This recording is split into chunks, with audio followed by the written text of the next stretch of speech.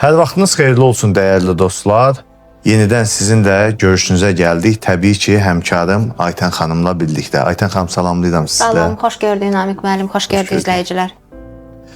Bu günləri biz aktual olan mövzulardan biri və düşünürəm ki, cəmiyyətimiz üçün, hər kəs üçün çox maraqlı olan mövzulardan biri olan təhsil, təhsildə biznes, təhsilə biznes kimi baxılma kimi nüanslara, məqamlara toxunacağıq. Aytən xanımın da bir qısa fikirləri varsa, öz fikirlərini desin. Ondan sonra artıq düşünürəm ki, konkret olaraq suallar üzərindən fikirlərimizi dostlarımıza çatdıraq. Təbii ki, qeyd etdiyiniz kimi çox aktual mövzudur Namiq müəllim. Təhsilin biznesə çevrilməsi və yaxud da ki, təhsilə biznes kimi baxmaq doğrudurmu, düzgündürmü? Ümumiyyətlə, təhsil bizim çox mənəvi dəyər verdiyimiz bir sahədir. Bəli. Təhsildir, səhiyyədir. Yəni bu, biz bəzən hər zaman zarafatla da deyirik ki, ən ciddi narazılıq və davamlı söz-söhbətin olduğu iki sahə varsa, bunun biri təhsildir, biri səhiyyədir. Və təhsil biznes kimi baxılması da ciddi... Bax, Aytən xanım, ilk sualı elə onunla başlamaq istəyirəm ki, sizə. Çünki siz özünüz uzun zamandır təhsil sahəsindəsiniz, həm peşəniz də sırf təhsillə bağlıdır, müxtəlif məktəblərdə, özəl, dövlət məktəblərində çalışmısınız, özünüz müxtəlif dövrlərdə müstəqil müəllim kimi də fəaliyyət göstərmisiniz və hal-hazırda da sırf təhsillə bağlı sahədə çalışırsınız. Ümumiyyətlə, təhsilə biznes kimi baxmaq olarmı, olmazmı, olarsa niyə, olmazmı, niyə və yaxud da ümumiyyətlə olar, olmaz mövzusu yox, ümumi bir fikrinizi bilmək istəyərdik. Çox sağ olun Namiq müəllim. Bəli, uzun illər, belə qeyd edeyim, rəqəm biraz qorxuducu görsənsə də 27 ildən artıq bir müddətdir ki, təhsil, bəli, pedaqoji fəaliyyətimiz var. Və təhsilə biznes kimi baxa bilmərəm mən, bir müəllim olaraq. Təhsilə biznes kimi baxa bilmərəm. Amma təhsildən biznes kimi istifadəni də edə bilmərəm mən, bir müəllim olaraq. Amma biznesdən istifadə edib təhsil və keyfiyyətli təhsil təşkil eləmək olar düşüncəsindəyəm. Çünki biz nə qədər desək də təhsil, ümumiyyətlə məktəb, dediyimiz məktəb, ciddi iqtisadi həyatın içindədir. Bəli. Və baş verən bütün hadisələr məktəbə də təsir edir. Yəni, nəyi demək istəyirəm? Məsələn, məktəb canlı bir mühitdir də, onun müəllimi var, binası var, şagirdi var, valideyni var və bu məktəbi ayaqda saxlamaq üçün istənilən halda maliyyə dediyimiz maddi resurslara ehtiyacımız var. Bu istəyir dövlət məktəbi olsun, istəyir özəl məktəb olsun. Bəzən biz deyirik ki, dövlət məktəbləri ödənişsizdir. Bəyən bu doğru düzgün fikirdir. Dövlət məktəbinə valideyn ödəniş ödəmir, bəli. Amma dövlət bunu hansı maliyyə ilə saxlayır? Düzdürmü? Qarşılayır dediyiniz kimi. Yəni, müəlliminin maaşıdır, resurslarıdır, vəsaitlərdir, daha sonra binanın özünün kommunal xərcləridir. Bütün bunları dövlət xərcləyir. Dövlət tərəfindən ödənilir. Dövlət tərəfindən ödənilir. Biz nə qədər də desək də ki, dövlətdə təhsil ödənişsizdir, heç bir halda belə deyil. Və hesablamalara görə bu hardasa bir uşağın illik dövlət büdcəsindən ayrılan rəqəmi 4200 manata başa gəlir. Bir uşağa? Bəli. Tamam. Bəli. Bu da ciddi bir rəqəmdir. Belə baxanda ciddi bir rəqəmdir və ona görə də dediyimiz kimi təhsilə biznes kimi baxmıram. Amma biznesdən istifadə eləyib təhsili daha keyfiyyətli, daha yaxşı təhsil təşkil eləmək olar kimi baxıram, düşündüm. Məsələ bilirsiniz, ideologiyadadır. Yəni? Biznes, yəni necə? Biznes kimi işi qura bilərsən, amma bir işin, bir biznesin də bir ideologiyası olmalıdır. Bunu doğru düzgün təşkil eləmək üçün. Aydın. Hazırda qurduğumuz, bəli, bu bizim müəssisəmizdə də bəzən mən elə komanda ilə də söhbət eləyəndə deyirəm ki, mən işimə, biz işimizə biznes kimi baxmırıq. Bu hardasa bizim biznesimizi bir qədər də geri salır, aksadır.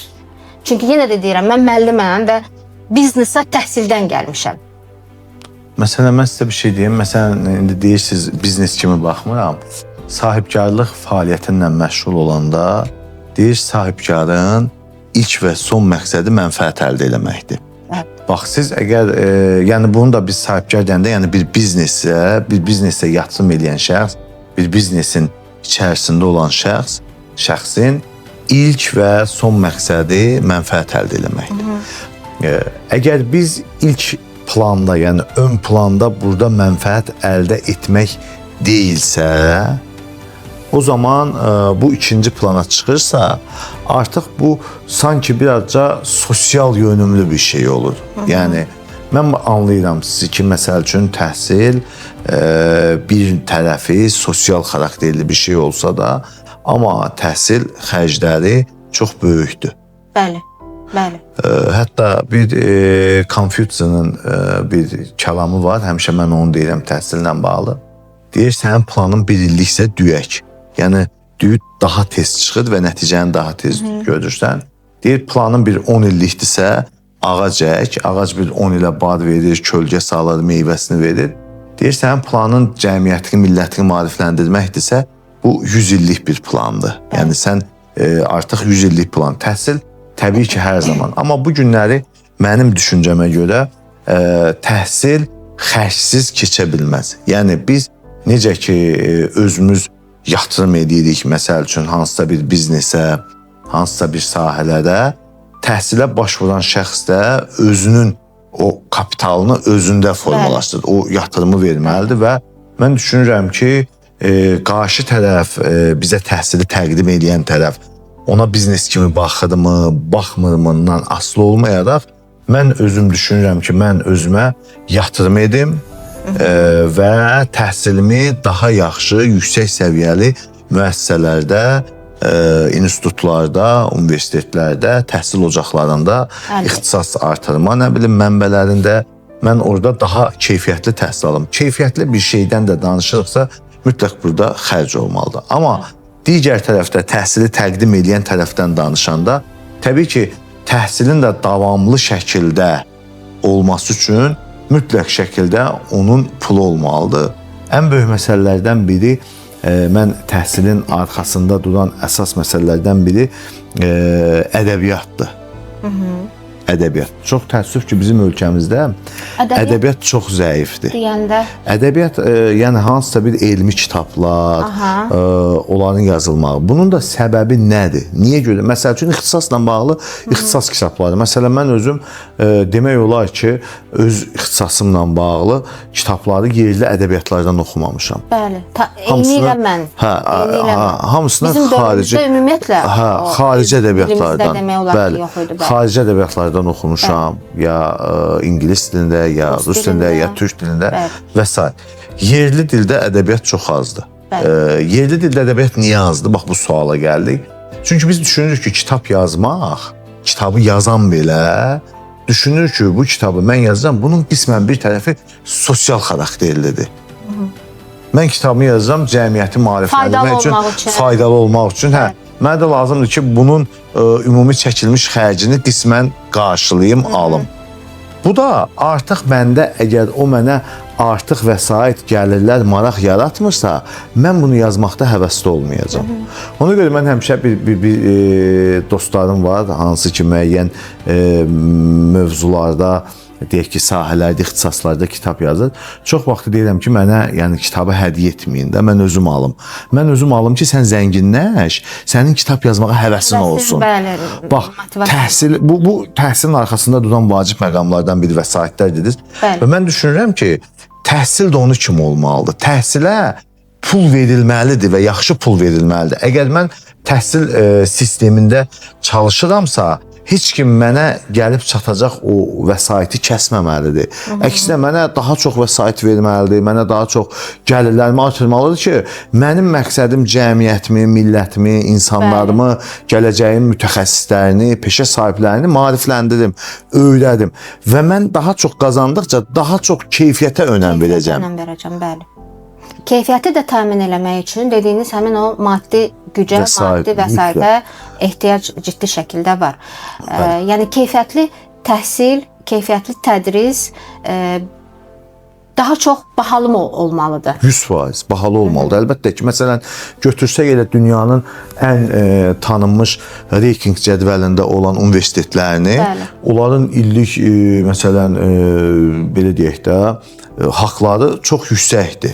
Ağlımıza sığmayacaq. Məsələn, 50 min, 100 min euro, dollar və s. bəlkə də ondan çox illik təhsil haqqı. Bu niyə bunu verir? Baxın, mən belə bir şey deyim də. Mən düşünürəm ki, bu təbii ki, bu universitetdə oxuyan tələbəni özünə bu yatırımı etməklə bunun qısa müddətdə geri dönüşünü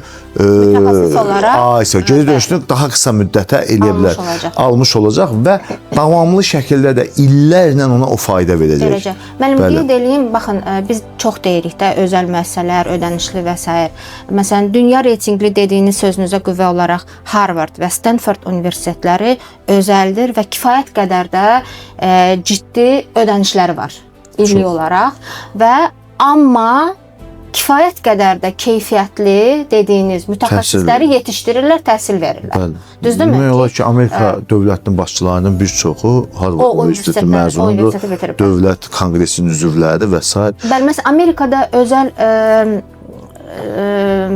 ödənişli təhsil, özəl təhsil çox geniş yayılıb və onların ölkənin iqtisadiyyatına da çox ciddi qatqısı var. Amma Finlandiyada məsələn bilirik ki, özəl və ödənişli məktəblər yoxdur. Onlar sırf dövlət məktəblər üzərindən sistemlərini qurmuş olublar. Sosial xarakterli. Sosial xarakterli dediyiniz bəli, sosial xarakterli. Yəni bu ölkədən ölkəyə də, ölkənin ideologiyasından, fəlsəfəsinə də dəyişir, belə demək olarsa. Əslində bax bayaqlarda sən bir nöqtəyə toxundun ki, bəs toxunduğun nəndə, yəni fakt olaraq elədir. Mənim məsələn bildiyim qədəri istər məktəblərdə olsun, ümumiyyətlə məktəblərin özü yaradılanda sayla yaradılır, neçə nəfərlik məktəbdir. Bəli. Ondan sonra bağça onu kimi, universitetlər də təbii ki onu kimi. Burada istənilən halda bir tələbəyə, bir şagirdə düşən xərc var və bu xərc də Təhsil Nazirliyi tərəfindən qarşılanır. Yəni biz elə düşünürük ki, sizin bayaq dediyinizə qüvvət olaraq deyirəm, biz elə düşünürük ki, yəni bir şagird mən adi orta məktəbə qoyuramsa, yəni dövlət məktəbinə qoyuramsa, mənim və vətəndaş üçün pulsuz olur. Bu bizim sosial tərəfdən gələn məsələdir. Amma o uşaq üçün bir nəfərdə düşən xərc var və bunun qarşılığı təbii ki, dövlət tərəfindən, Təhsil Nazirliyi tərəfindən müəyyən olunur və hər məktəbə müəyyən büdcələr ayrılır. Hansı ki, bu neçə nəfərlik məktəbdir, o nəfər sayına görə də hər bir uşağa, hər bir şagirdə ayrılan vəsait var. Demək ki, ümumiyyətlə təhsil pulsuz deyil. Biz bunu artıq bildik ki, təhsil pulsuz deyil, ödənişsiz deyil. Bunu ya vətəndaş öz vəsaitləri hesabını ödəyir, bəli, və yaxud da ki, dövlət məktəbində. İndi məsələn bunun digər tərəfi dövlət məktəblərində təhsil hansı səviyyədədir, aşağıdır, yuxarıdır, biz bu günləri bunu müzakirə eləmirik. Deyək ki, özəl məktəbdə ondan daha yaxşıdırmı və yaxud da pisdirmi, bunu da müzakirə eləmirik. Biz hələ ki, bunun müqayisəsinə getmirik. Mövzu burada budur ki, yəni bizim üçün aydın oldu ki, təhsil əslində pulsuz deyil. Təhsil istər dövlət tərəfindən maliyyələşdirilən təhsil müəssisələrində, ocaqlarında, istər bir şəxs özü bir təhsil müəssisəsi açır və özəl məktəblər, özəl bağçalar, özəl universitetlər dediyimiz burada da bir məsələ nədir? Zaten onsuz diplomdur, atestatdır, təsdiq edici sənədlər zaten Təhsil Nazirliyindən verilir. Bəli, dövlət tərəfindən. Amma obyekt olaraq təhsil aldığımız məkan olaraq ola bilər ki, biri dövlətə məxsus olan bir məkandır, biri özəl bir vətəndaşa, şəxsə məxsus olandır. Və dediyiniz kimi o özəl şəxsə mənsub olan, özəl olan müəssisəni də zaten dövlət təsdiqləyir. Öz lisenziyası ilə, icazəsi ilə zaten təsdiqləyir. Deməli, o aşağı-yuxarı yenə də dövlətin təsdiqi ilə fəaliyyət göstərmiş olur. Belə bir sualım var. Sizcə ümumiyyətlə keyfiyyətli təhsil necə olmalıdır? Yəni biz keyfiyyətli təhsili əldə etmək üçün biz vəsait xərcləməliyikmi? Az xərcləməliyikmi? Çox xərcləməliyikmi? Ümumiyyətlə bəlkə xərcləməməliyik və s. Mənim özümə görə mən bir haşiyəni toxunum. Məsələn, bu gün maariflənmək bəlkə də bir təxmini götürsək bir 10 il bundan qabaqki dönəmə kimi və yaxud da elə 10 il olar da 10 il və yaxud da 5 il qabaqki dönəmə kimi bu gün maariflənmək daha rahatdır. Çünki sosial şəbəkələr var. Daha əl çatandır. Bəli. Bununla bağlı fikirlərinizi. Belə deyək də çox qəliz sualdır Namiq müəllim. Düşünürəm biz hər zaman təhsildən keyfiyyətli təhsil gözləyirik. Gözləntilərimiz təhsildən birinci elə punkt olaraq keyfiyyətdir. Və nəinki təhsildə, düşünürəm hər bir sahədə keyfiyyət birbaşa maddiyatdan asılıdır. Bəli. Nə qədər resursumuz çoxdursa, güclüdürsə, bir o qədər daha keyfiyyətli resurslar ala bilirik. Bəli. Özümüzü təmin edə bilirik. Bəli. Yenə də deyirəm, bu yalnız təhsildə deyil. Amma hər ödənişli təhsil keyfiyyətlidirmi? Bəli, bu sualdır. Bəli. Çünki cəmiyyət olaraq biz təhsildən 3 əsas dəyəri gözləyirik. Ədalət, şəffaflıq və vicdan. Mənim üçün bu 3 təməl dəyər təhsilin keyfiyyətli tini təmin etmək üçün dəyərlərdir, əsas dəyərlərdir. Vacib olan meyarlardır. Vacib olan meyarlardır, bəli. Və axı keyfiyyətli təhsil yalnız təhsil verəndən də asılı deyil. Bir məktəb olaraq, bir müəssisə olaraq, bir müəllim olaraq keyfiyyətli təhsil yalnız təhsili verəndən deyil, həmçinin təhsil alandan da asılıdır. Onun istəkləri, tələblərini uyğun. Bəli, istəkləridir, tələbləridir, potensialıdır. Bəli. Bu da asılıdır. Ona görə də keyfiyyətli təhsil, bəli, biz bəzən keyfiyyətli təhsili o dediyimiz ödənişlə əldə edə bilərik. Amma bəzən də dediyimiz kimi ödənişlə, yəni belə deyək də, yüksək ödənişlə aldığımız təhsil heç də hər zaman keyfiyyətli ola bilmir. Və keyfiyyətli təhsil deyəndə biz nəyi nəzərdə tuturuq? Keyfiyyət təhsildə nədir? Akademik bacarıqlardırmı? Sosial bacarıqların əldə olunmasıdırmı? Beynəlxalq proqramların, bəli, çox geniş məsələdir və şəxsə görə də bir meyarla ölçüləsi bir şey deyil. Fiziologiyaya görə də dəyişir məsələn bu məsələ. Məsələn, mənim öz ixtisasım keyfiyyət olub. Keyfiyyətin bir çox göstəriciləri var. Vahid göstərici deyə bir şey var. Məsələn, deyək ki, sadə bir misal deyim. Ətir. Ətir deyəndə ağlımıza nə gəlir? Məsələn, xoş, təravətli, iyi. Düzdürmü? Bax, əgər hər hansı bir brend adı gəlirsə. Yox, mən ayrı bir məqama toxunacağam. Bu fikrimi tamamlayım, nəyi demək istəyirəm. Məsələn, deyirik ki, ətir. Ətirin vahid keyfiyyət göstəricisi odur ki, o sənə xoş, iyi verməlidir. Bəli. Əgər bir ətir sənə xoş, iyi verirsə, bir sulu maye, hər hansısa bir formada, biz buna ətir adı verə bilərik. Amma keyfiyyətlimi ətirdir, yüksək keyfiyyətli ətirdirmi? Bunun artıq arxasında çox saylı göstərici olan keyfiyyət göstəriciləri var ki, sən onu vahidlə. Əgər bunun ətir adı alması üçün minimal göstərici iyi verməkdir. Amma bunun iyinin qalınmağıdır, iyinin şelfidir, iyinin zamana görə dəyişməsidir, insan bədəninə verməyəcəyi allergiyalardır.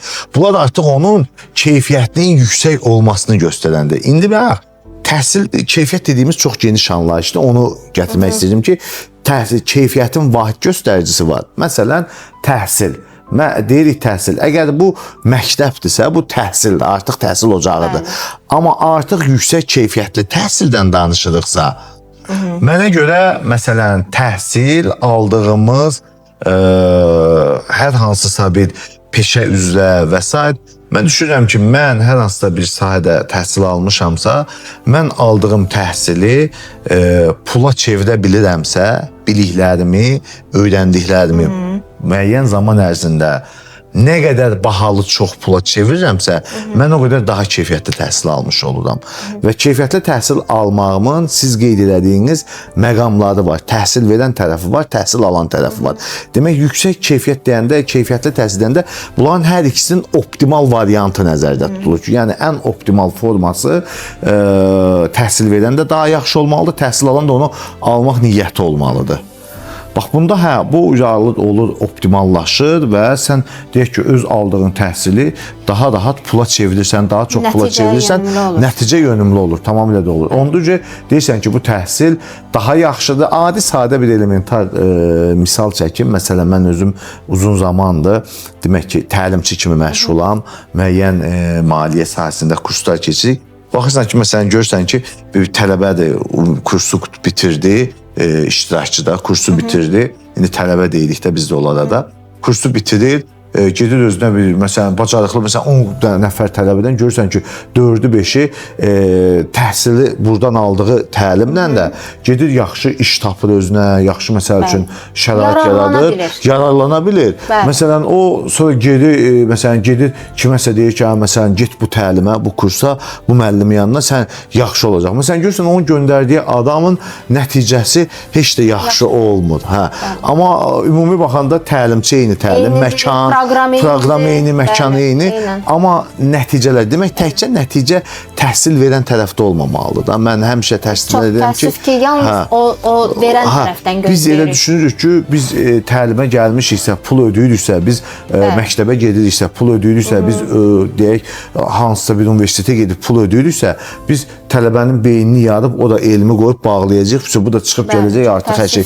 Elə olmamalıdır. Bunun 50% təhsil müəssisəsinə, təlimçiyə, müəllimə düşürsə, digər tərəf isə şey. Amma yaxşı, mən bayaqlar sən bir nöqtəyə toxundun, dedin, mənim belə bir balaca bir, belə deyək, podkast kimi bir çıxışım var. Ümumiyyətlə, biz elə düşünürük ki, bahalı bir kurs, bahalı bir təlim mərkəzi, bahalı bir təhsil mərkəzi mütləq ki, bizə yaxşı tədris verəcək, keyfiyyətlidir və yaxud da əksinə, ucuzdursa bu keyfiyyət yoxdur.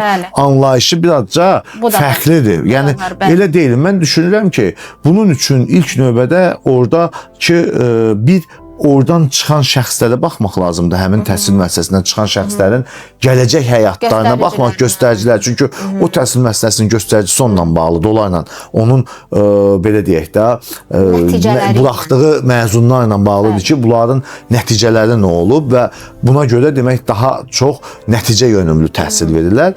İkinci, qiymət məsələsi ola bilər ki, birinin əvvəl təhsili keyfiyyəti yaxşı olub, sonra biznes maraqları, şəxsi maraqları daha çox alıb orada və təhsil keyfiyyəti daha aşağı plana çıxıbdır. Amma yenə də o da bir təlim mərkəzi olaraq, bir universitet olaraq çalışır, tələbələri çox olur, amma heç də təhsili o deyil.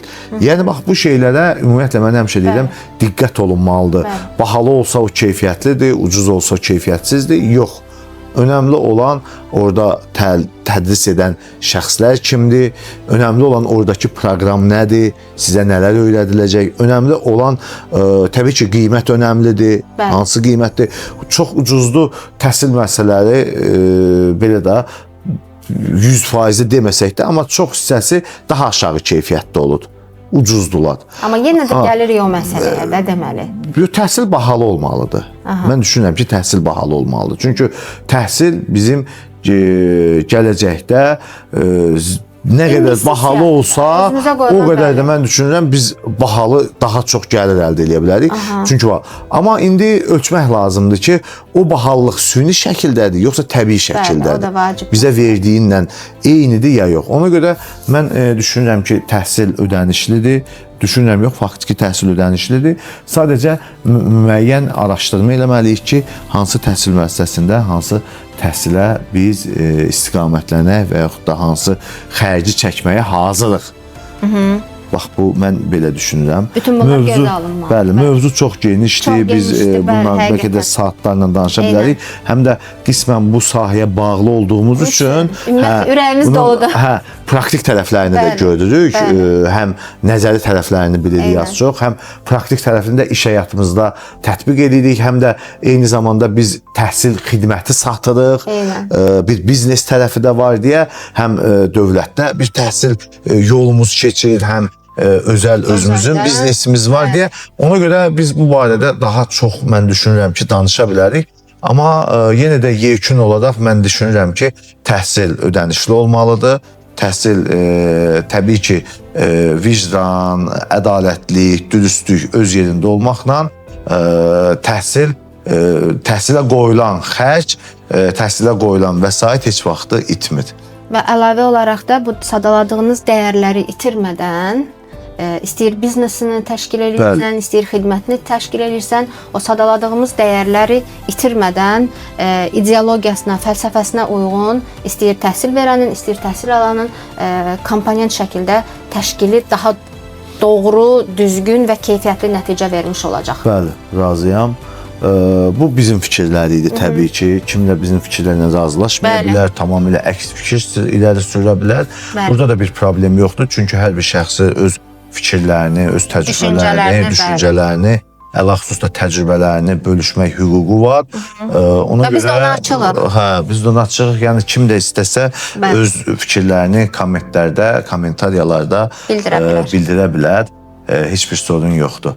Bugünkü mövzumuzu məncə yekunlaşdıraq. Təhsil, hər kəsə təhsilli olmağı, təhsil almağı arzuluyuram və mütləq də bu addımı atın.